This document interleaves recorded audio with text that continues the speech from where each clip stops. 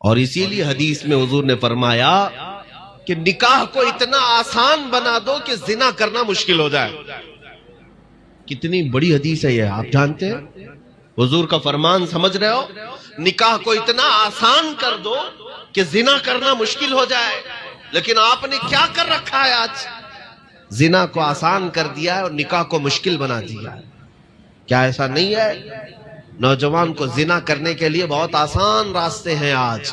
وہ تھوڑے خرچے میں کہیں پہ بھی جا کر کے اپنی جسمانی تسکین حاصل کر لیتا ہے. لیکن نکاح کے لیے کیا کیا خرافات بنا کر رکھے ہیں. اتنا پیسہ ہونا چاہیے، اتنا جہیز ہونا چاہیے، اتنے سارے انتظامات ہونی چاہیے. جب تک ڈھول باجے نہیں آئیں گے، جب تک بینڈ باجے نہیں آئیں گے، پٹاخے نہیں اڑیں گے، لوگوں کے ساڑی گھروں میں کپڑے نہیں آئیں گے، تب تک شادی نہیں ہوگی. جتنا بوجھ کرتے جاؤ گے اتنے گناہوں میں مبتلا ہوتے جاؤ گے. اور امت ان خرافات میں جب لگ جائے گی تو میرے عزیزو یہ ایسی گھن ہے، یہ ایسا کیڑ ہے، جیسے گیہوں کو پورا کیڑ کھا جاتا ہے ایسے تمہارے پورے محلوں کو کھا جائے گا.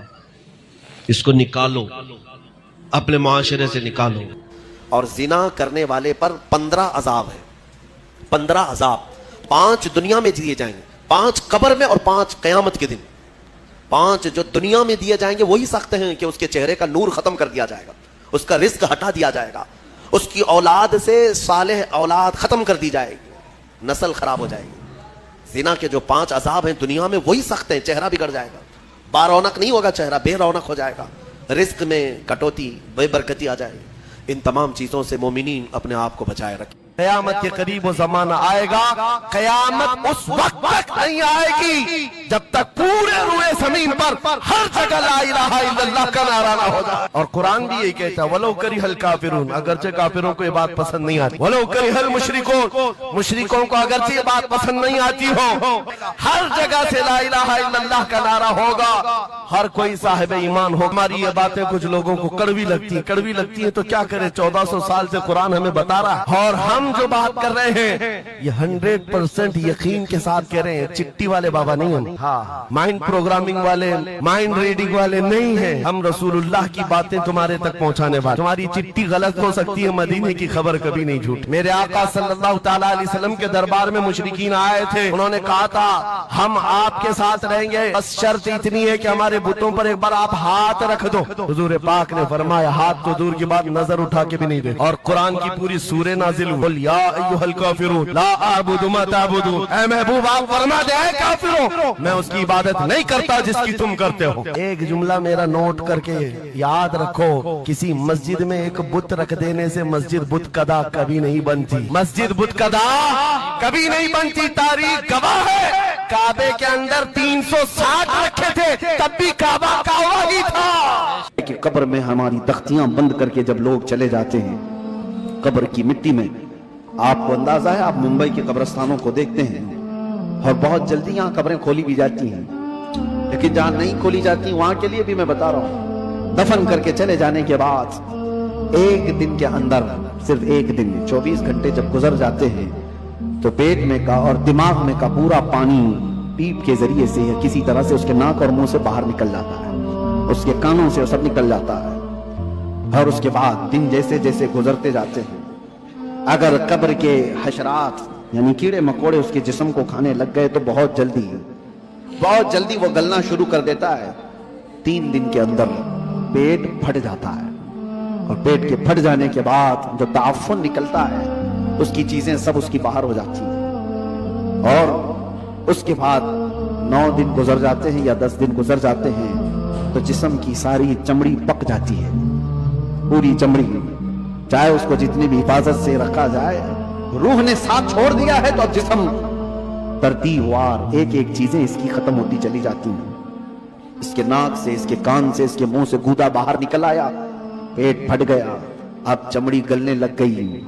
پھر اس کے 40 دن گزرنے والے ہوتے ہیں کہ ہڈیاں سب باہر نکلنے لگ جاتی ہیں، دکھتی ہیں، ہڈیوں کا اظہار ہو جاتا ہے، چہرہ کسی حد تک رکھا جاتا ہے. کہا گیا کہ مہینہ گزر جاتا ہے تو کہ اس کی آنکھوں کی پتلیاں بھی باہر نکل جاتی ہیں. مہینہ 2 مہینہ گزرتا ہے کہ اس کے بعد پھر جسم کے اندر جتنی نرم چیزیں تھی سب نکل جاتی ہیں، پھر ڈھانچہ باقی رہ جاتا ہے، اور ڈھانچہ हड्डियां भी अपने आप में टूटने लग जाती हैं। उसके पैरों की हड्डियां उसके कमर से अलग हो जाती हैं, उसके घुटने से उसके रान की हड्डियां अलग, उसके बाजुओं की हड्डियां अलग। इसीलिए 6 महीने साल भर के बाद जब आप कब्र को दोबारा खोद रहे होते हैं तो पूरा ढांचा किसी को नहीं मिलता।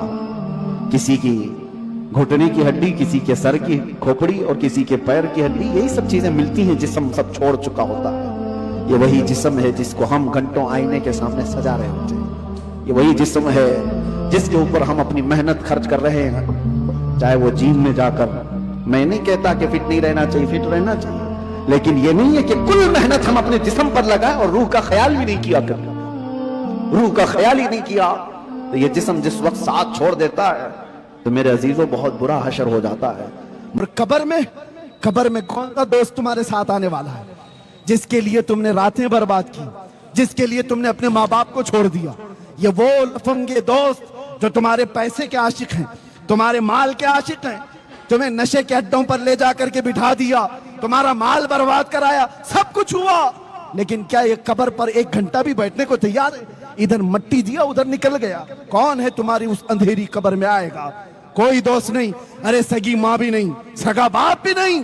कब्र की तख्तियां बंद होने के बाद मुनकर नकीर बाद में आते हैं। आमीना का लाल पहले तशरीफ लाता है।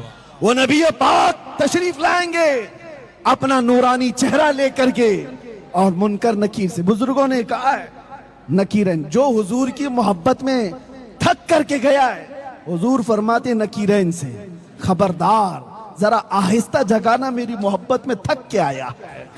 मैं मरूं तो मेरे आका ये मलाइका से कहना, इसे कोई मत जगाना, अभी आंख लग गई है। ये हुजूर ताज शरिया ने लिखा था, इसे कोई मत जगाना, अभी आंख लग गई है।